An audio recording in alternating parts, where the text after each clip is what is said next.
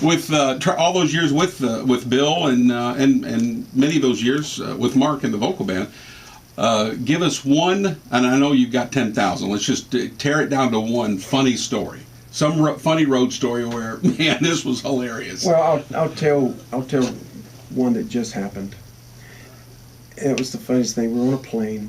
It was dark. David is looking down, bending down, looking at his computer. And Bill's beside him, and I'm facing him, and Wes is there. And Bill's normally asleep, and David's like this. I just reached over and just touched David on his back, right there on Bill's side. And I just reached back like I'm looking at my thing, and I'm looking up, and it's dark in there, and I said, David, you have to take all your ears off, and and he goes, what? Bill's asleep.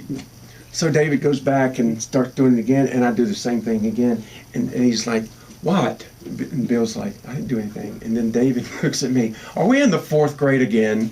And so everybody in the plane is just dying laughing, just because something silly like that. But anyway, the story, the funniest thing that I think has happened was where I played a practical joke on Mark Lowry.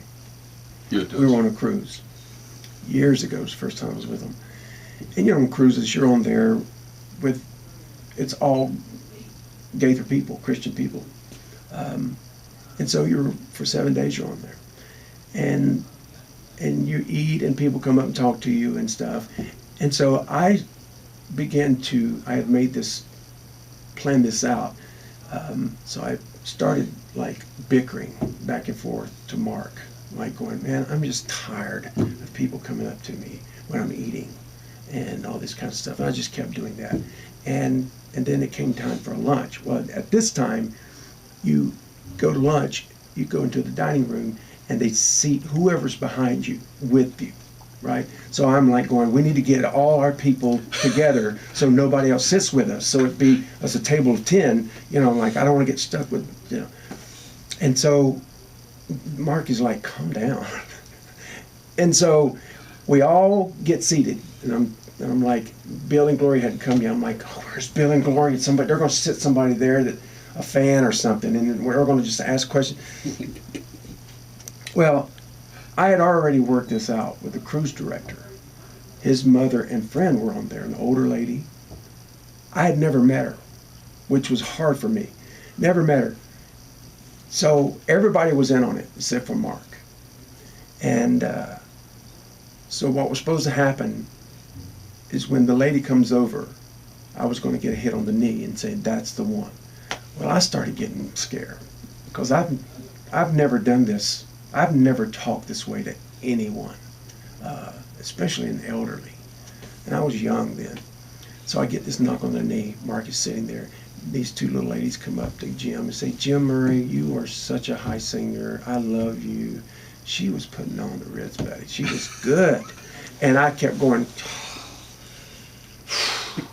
and one time.